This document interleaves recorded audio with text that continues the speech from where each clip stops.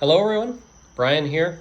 I'm going to say it as I always say it, a short video on Wells Cathedral, and I think this one actually is short.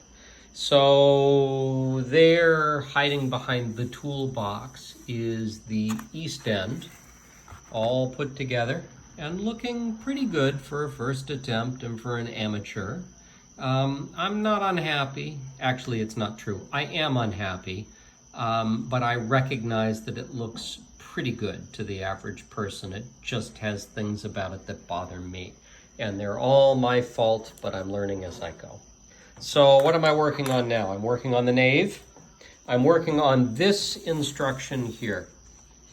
Remember that when Rupert writes his instructions, he wants you to work in order: 40, 41, 42, 43, and he points out what these things are. And so you're supposed to build the bottom, put the roof on it, do the next section, put the roof on that, and go all the way over. And you've got an end piece on either side that's going to have a covering on it that you're going to work from. So here I am working from the bottom up. I have cut out the pieces. I have folded over, what are those? The parapets maybe? And glued those down, put a couple of books on top of them to hold them flat, and after a few minutes let them back up. I've cut out the west front door, and now I'm letting it set up with a bunch of clips on it. While I did that, I cut out the remaining pieces. So the remaining pieces include the main roof, which I haven't folded yet, and it includes the clear story, or the clear stories. I like the fact that Rupert has actually labeled these west, south, east, so that you can't, even if you don't write the numbers on the back, which you should always do, you've got a way of remembering which direction these things go. I was confused at first because of the way some of the folds were. You were doing valley folds and mountain folds. And if you're thinking that these thin pieces, these short pieces, are the bottoms, which is what I thought, it makes no sense why you would do the fold the way you do. In this case, it's this fold folding upward rather than back. And you think, well, why would you do that? Then you can see it here on the base. I realized as I went along that no, I had this was not the base. This is the second story up here above the roof, and you fold this up in a valley fold so that you can engage with the roofing piece that connects to below. So I cut those out, and I cut out the lower roof sections here and did the valley fold for the gutter and the mountain fold then for the gluing tab. But I was a little concerned about this because these pieces are going to go right across here, and there's nothing to hold them up. There's no support.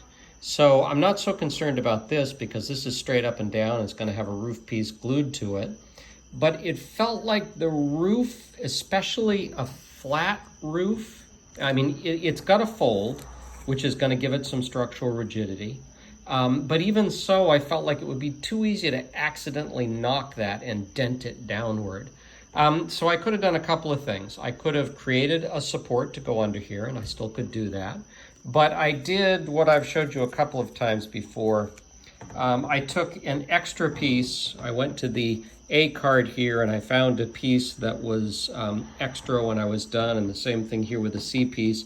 And I created a little triangle fold out of it, and I glued it down. And in doing that, you give structural rigidity to the whole piece. The whole piece now does not want to bend because it's got that little triangle there in the center.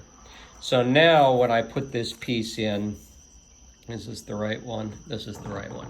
When I put this piece in here, if you hit the center here, it's not going to want to bend, not only because it's got this fold here in the gutter, but because I've got that triangle piece under there giving it rigidity.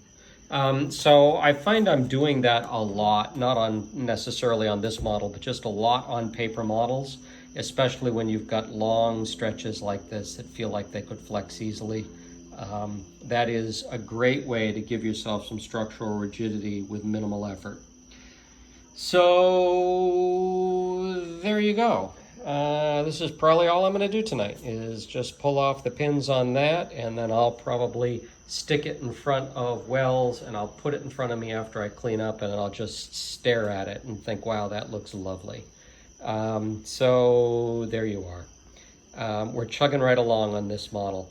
By the way, I found on the mystery gable, I reached out to Rupert the other day, and he agreed that the part number was missing, and he is making the correction to the kits, and the next wave of kits that he produces will have that number there.